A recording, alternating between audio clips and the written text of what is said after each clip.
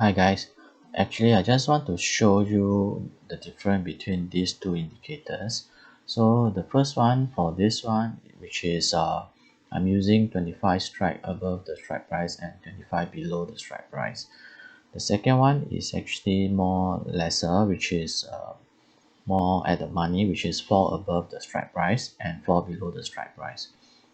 Okay, so we can see on last Wednesday, which is on the 25th of October, there is a kind of a 46 million put options, and it doesn't show at these indicators, which means that the traders are actually buying way out of the money of this buying put options, which is you can see that the next day it drops quite substantially. So we know that they buy, but we don't know when they close the positions.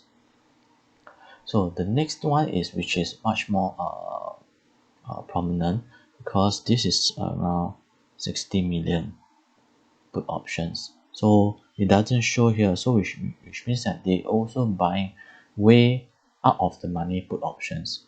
You can see that once they bought it here and the price drop all the way down, so probably by then they might have already closed the positions, we don't know. All right, cool.